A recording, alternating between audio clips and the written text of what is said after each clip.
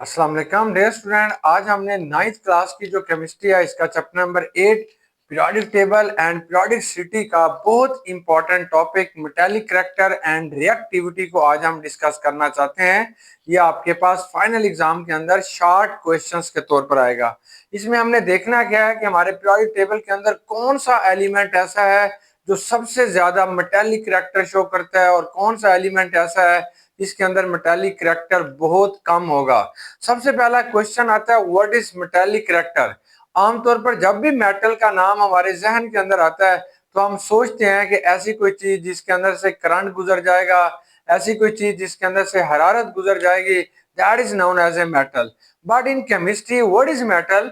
तो आप कहते हैं species which have tendency to lose electron is called metal. यहाँ पे डेफिनेशन इसकी चेंज हो जाती है। What is metal? तो आप कहते हैं ए स्पीशीज, ऐसी कोई भी स्पीशीज होगी, कोई भी ऐसी चीज होगी which have tendency to lose electron, which have tendency, जिसके अंदर ये खसूसियत पाई जाती है, जिसकी बेटा ये ताकत होती है, ये उसके अंदर ये एक प्रोसेस होता है टू लूज इलेक्ट्रॉन, ताकि वो लूज कर सके इलेक्ट्रॉन को। Loose electron is called metal. तो इसको आपने मेटल कहेंगे। हर वो चीज जो इलेक्ट्रॉन को जल्दी लूज करेगी that is called metal and that character is known as a metallic character. For example जैसे आपके पास सोडियम है, ये इलेक्ट्रॉन को बेटा लूज करता है तो इसके ऊपर पॉजिटिव चार्ज आ जाता है और इसको हम कहते हैं कि सोडियम आपके पास क्या होगा, मेटल होगा। It is also known as a electropositive. इसका जो दूसरा नाम होता है वो इलेक्ट्रोपॉजिटिव होगा, क्योंकि जब ये इलेक्ट्रॉन खारिज करेगा तो इसके ऊपर पॉजिटिव चार्ज आ जाएगा, इसलिए बेटा हम इसे इलेक्ट्रोपॉजिटिव कहते हैं। ये जो मेटालिक करैक्टर होगा इसका बेटा बहुत गहरा ताल्लुक होता है रिएक्टिविटी से। तो ये हमारे पास एक रिलेशनशिप दी गई है कि आमतौर पर अगर मोर मेटालिक होगा, जो लूज इलेक्ट्रॉन इजीली, ऐसे एलिमेंट बेटा जो लूज इलेक्ट्रॉन इजीली, जो इलेक्ट्रॉन जो होगा वो आसानी के साथ लूज करेंगे, इजीली करेंगे, तो इनके अंदर क्या होगा, लो आयोनाइजेशन एनर्जी होगी। इनकी जो आयोनाइजेशन एनर्जी होगी, आयोन, जितना इलेक्ट्रॉन जल्दी लूज करते हैं they have a low ionization energy, इनकी आयोनाइजेशन एनर्जी बहुत कम होगी। और जिसकी बेटा आयोनाइजेशन एनर्जी बहुत कम होगी दे आर मोर रिएक्टिव, वो सबसे ज्यादा रिएक्टिव होंगे। ये दो बातें आपने याद रखनी है कि ऐसी स्पीशीज जो जल्दी इलेक्ट्रॉन लूज करेगी उसके अंदर मेटालिक करैक्टर ज्यादा होगा, उसकी आयोनाइजेशन एनर्जी की वैल्यू कम होगी और वो बहुत ज्यादा रिएक्टिव होगा।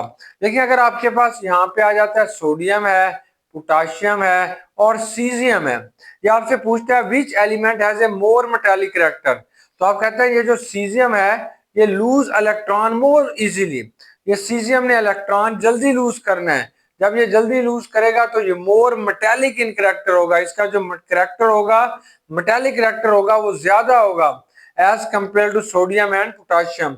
इसकी आयोनाइजेशन एनर्जी की वैल्यू भी कम होगी और इसकी रिएक्टिविटी भी क्या होगी, सबसे ज्यादा होगी। यानी मेटालिक करैक्टर और रिएक्टिविटी एक दूसरे के डायरेक्टली प्रोपोर्शनल है। अगर वो मोर मेटालिक है तो इट्स मीन वो इलेक्ट्रॉन जल्दी लूज करता है, इसलिए वो हमारे पास क्या होगा, मोर रिएक्टिव होगा। अब हम देखते हैं कि what is non metallic character.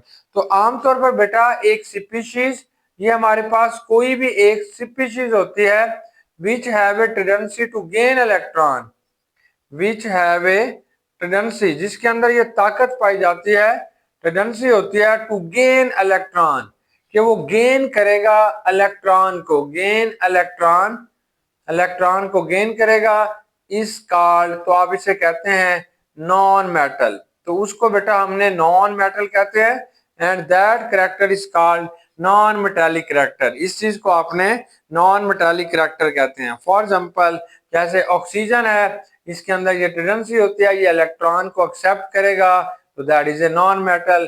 Chlorine के अंदर ये टेंडेंसी होती है कि वो इलेक्ट्रॉन को एक्सेप्ट करेगी, तो that is a non metal. ये जो नॉन मेटल होते हैं they are also known as a electronegative, तो आप इन्हें इलेक्ट्रोनेगेटिव कहते हैं। क्यों कहते हैं, जब ये इलेक्ट्रॉन ले लेते हैं तो इनके ऊपर बेटा नेगेटिव चार्ज आ जाता है, इसलिए आपने इलेक्ट्रोनेगेटिव कहेंगे।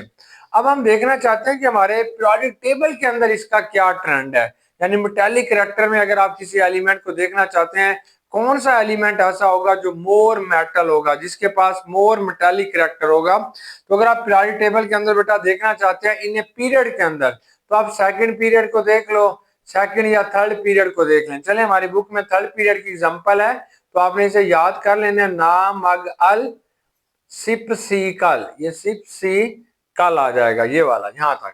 अब देखिए ये जो सोडियम होगा ये एक अच्छा मेटल होता है, गुड मेटल होगा, अच्छा मेटल होगा। क्यों अच्छा मेटल होगा? क्योंकि लूज इलेक्ट्रॉन इजीली, ये लूज करेगा इलेक्ट्रॉन को बेटा इजीली, आसानी के साथ इलेक्ट्रॉन को लूज करेगा। लेकिन जो मैग्नीशियम है वो सोडियम की निस्बत से इलेक्ट्रॉन जल्दी लूज नहीं करेगा। क्यों नहीं करेगा? क्योंकि इसका जो न्यूक्लियस है और इसके जो आउटर मोस्ट इलेक्ट्रॉन है इनके दरमियान में थोड़ी कशिश ज्यादा आ जाती है, इसलिए वो आसानी के साथ इलेक्ट्रॉन लूज नहीं करेगा। सिमिलरली एल्यूमिनियम जो होता है इसका मेटालिक कैरेक्टर और कम हो जाएगा, ये भी इलेक्ट्रॉन आसानी के साथ लूज नहीं करेगा। और सिलिकॉन जो होगा वो भी बेटा इलेक्ट्रॉन आसानी के साथ लूज नहीं करेगा। यानी सोडियम एक अच्छा मेटालिक कैरेक्टर है, एक अच्छा मेटल है। मैग्नीशियम के अंदर मेटालिक कैरेक्टर कम हो गया, एल्यूमिनियम के अंदर और कम हो गया, सिलिकॉन के अंदर और कम हो गया। इसके बाद वाले जो एलिमेंट होते हैं उनके अंदर ये खसूसियत पाई जाती है कि वो इलेक्ट्रॉन गेन करते हैं और इस तरीके से वो इलेक्ट्रोनेगेटिव एलिमेंट बन जाते हैं। तो ये वाले जो बेटा एलिमेंट होंगे दे आर इलेक्ट्रोनेगेटिव एलिमेंट, ये इलेक्ट्रोनेगेटिव एलिमेंट है। तो सबसे अच्छा मेटालिक रिएक्टर सोडियम का है, फिर बेटा मैग्नीशियम का है, फिर एल्यूमिनियम का है, फिर सिलिकॉन का है। और इसके बाद वाले जो एलिमेंट्स होते हैं दे आर नॉन मेटल्स, क्योंकि वो इलेक्ट्रॉन को बेटा गेन करते हैं। अब हम देखते हैं कि ग्रुप के अंदर क्या ट्रेंड है। तो आमतौर पर बेटा ग्रुप के अंदर जो होता है, जैसे आप देखना चाहते हैं फर्स्ट ग्रुप को, फर्स्ट ग्रुप को देखें तो ये आपने याद किया हुआ है, लिथियम, सोडियम, पोटाशियम, रुबिडियम और सीजियम। अगर आप टॉप से बॉटम की तरफ मूव करते हैं, ऊपर से नीचे की तरफ मूव करते हैं, तो एटॉमिक साइज बढ़ेगा, कि ये जो एटम होता है इसका एटॉमिक साइज जो होता है वो बेटा इंक्रीज हो जाएगा।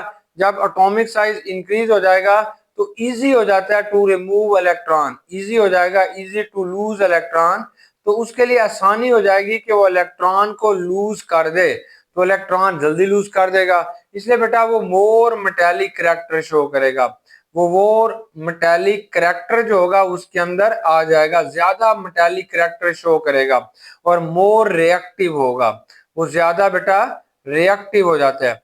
अब हमसे कोई पूछता है ये बताओ लिथियम ज्यादा रिएक्टिव है या सीजियम, तो हम कहते हैं सीजियम ज्यादा रिएक्टिव है। वाई? क्योंकि सीजियम लिथियम और सोडियम और पोटेशियम की निस्बत से जल्दी इलेक्ट्रॉन लूज करेगा, और जितना जल्दी ये इलेक्ट्रॉन लूज करेगा उतना ज्यादा ये रिएक्टिव होगा, उतना ज्यादा ये क्या होगा बेटा मेटल होगा।